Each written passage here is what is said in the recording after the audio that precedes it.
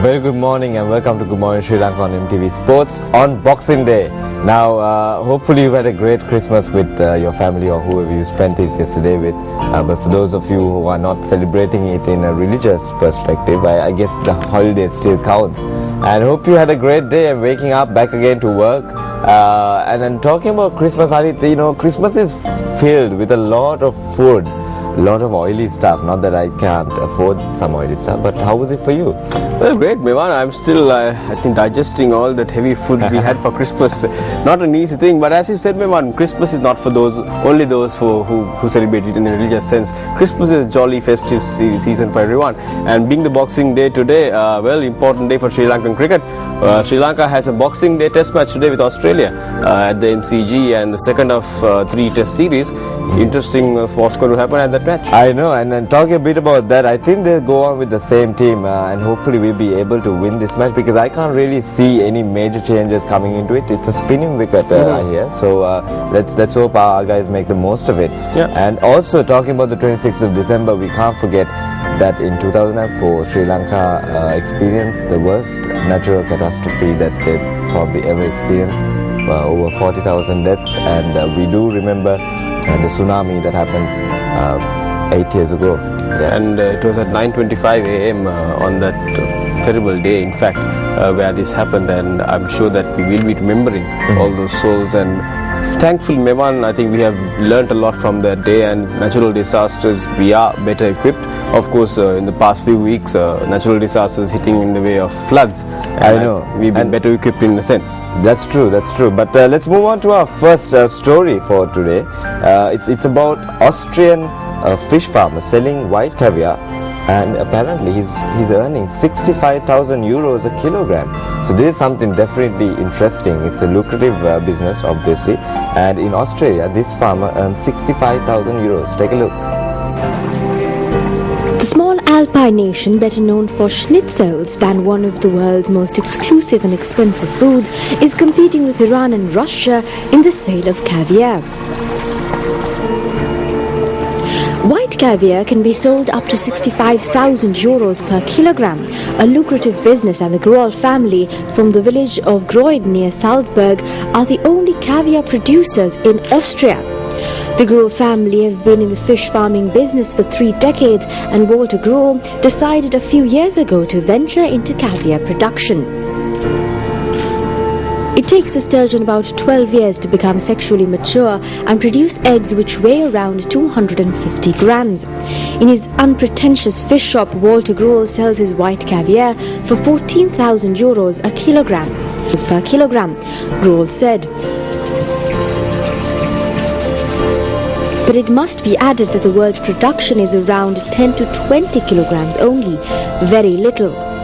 And for those who don't have the means to pay such vast sums for luxury food, or who simply don't want to pay it, Grohl has some advice.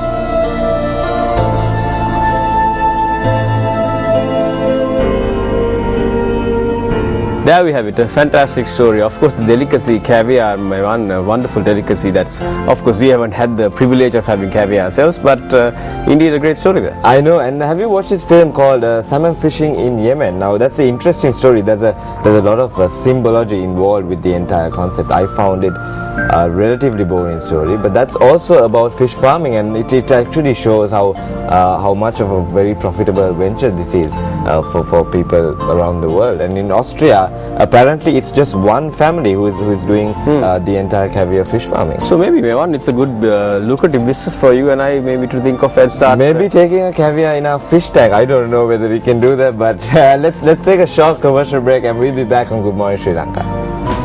Hello there, you're on Good Morning Sri Lanka on the 26th of December.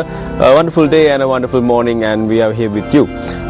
Moving on into a very interesting story. In the world, there is an issue that globalization, people don't know each other too well now. Between countries, there's a divide, but even between people in certain countries. And cultures, Harith, I think, because there's especially if you take at this city that we're going to take a look at next in New York.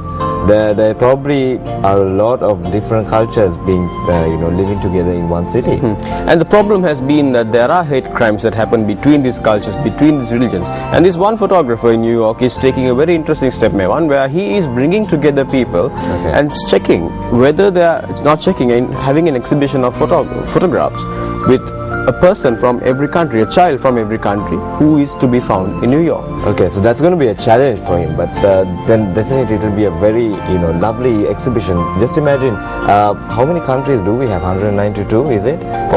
So far recognized by the UN, but a child from representing different each country being photographed and in this exhibition will definitely be a sight to see. So let's take a look at that. In an effort to help people get to know one another, a New York City artist is seeking to photograph a child from each country on the planet, but the child must live within New York City's 5 boroughs. An exhibit of Danny Goldfield's work is on display at the Jewish Community Center in Manhattan until early January.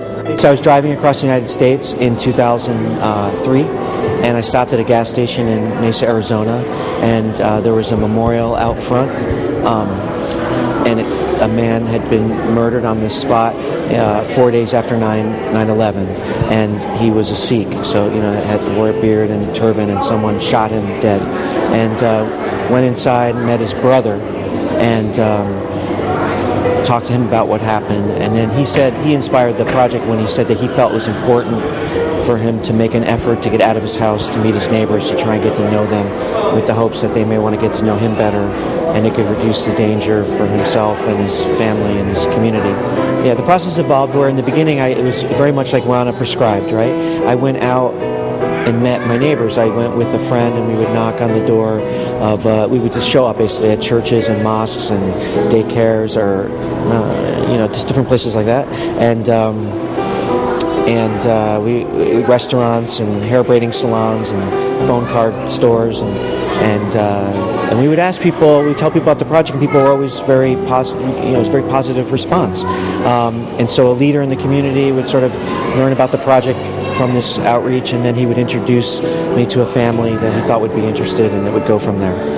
We're in New York City. These are the neighbors of the people that come into this place for the most part. So I hope they just realize how interconnected we are to different cultures within this one city, and also how interconnected we are with the world. So I always come back to that word, like interconnectedness, and it seems like that's what the project is about. Visitors to the exhibit will see large, vibrant and candid photographs of children such as Falou from Senegal, who lives in Manhattan, Vicente from Portugal, who lives in Brooklyn, and Eduard from Uzbekistan, who also lives in Brooklyn. The exhibit is lively and colourful, but Goldfield said the photography project was born out of tragedy. Goldfield said his project stems from a 15th of September 2001 hate crime in which Balbir Singh Sodhi was shot 5 times at the gas station he owned. Well, there we have it, a wonderful initiative by the gentleman there to do what he is doing. A photograph of a child is anyway a very beautiful thing, and to have a collection of photographs of children from all over the world representing all the countries, a very good initiative to stop, in fact, the problems that this man has had, initiated by the fact that there was a hate crime that happened a long time ago where an Indian man was killed, and that's why he has come up with this concept, Meva. Yes, in September of 2001, apparently it was a hate crime which involved Balbir Singh Sodhi, who was shot 5 times at the gas station that he owned, and it's actually helping and contributing to promote the mix of culture, and just for people to realize that although they may be different in skin color and whatever language that they're most fluent in, but it's the same deal. Now, talking about that, moving on, we have a very interesting interview that Dinusha just happened to do a few days back with Mr. Siddharth Kaur. A very good morning to you, and welcome to a very special edition of Good Morning Sri Lanka. Today we have a very special guest on our show, and he's here to speak about none other than the SOS Children's Villages. You've heard about it, I have heard about it, but how much do we know about the SOS Children's Village? Well, after this interview, we are going to be surprised as to how much you did not know. So today's special guest, I take pleasure in introducing him. He is the president of the SOS Children's Villages International. Yes, we have with us the international president, Mr. Siddhartha Cole himself. Good morning to you, sir. Well, morning. Thank you for inviting. Absolutely, it's all our pleasure, and welcome to our morning show. So this is not the first time you have come to Sri Lanka. You've come before to Sri Lanka, especially focusing on the SOS Children's Village, and I believe our audience does not know that SOS Children's Village is an international initiative. So to start things off, I want you to get our viewers' attention to what SOS Children's Village is all about and how it first started out. In brief, if you could mention the history. Well, SOS Children's Villages are now a 63-year-old organization. Okay. Our founder, Dr. Herman Miner, started after the Second War in a very small town called Imst in Austria in the Alps. Mm-hmm. It was a lot of children who had lost their families during the Second World War. They had no parents, and he was very disturbed. He was a medical student at that time after the war, and he developed 4 basic principles: that every child needs a mother, must have a family, brothers and sisters, they should have their own home, and they should have a community. So based on those four principles, he set up the first village in 1949. And now SOS Children's Villages are in 133 countries around the world. And Asia and Africa remain our major areas of work. Okay. So, Mr. Siddhartha, you're the international president, but what's unique is that you are the first Asian to have been appointed this position. Elected as a president, I beg your pardon. So, if you could probably tell us about how you got involved with SOS Children's Villages. I believe there is an interesting story behind as to how you came to the scene. Yes. I met our founder father, Dr. Herman Miner, when I was a 10-year-old kid. Okay. He came to our home in Delhi and met my father, who was looking for ways to do a different way of taking care of children, and not in just an institutional setup, a family-based care. And that's when I first met him. And our lives and families' lives were very mixed with the children's villages. My father succeeded in establishing the first children's village in India, which is just on the outskirts of the city of Delhi. And we were living there. Okay. I was the oldest boy in the village, so like a big brother to all of them. You grew up with the village. So I grew up in the village, and somehow after my education, I moved into it and started taking different responsibilities. So it's been, since 1964, I have been in the organization in one or the other way. Wow, okay, so that's a long history.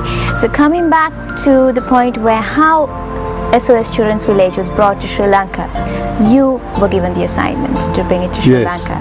So let's talk about that. I came first to Sri Lanka in March 1981. And we had just entered into an agreement with the Ministry of Social Services to establish children's villages and other programs in Sri Lanka.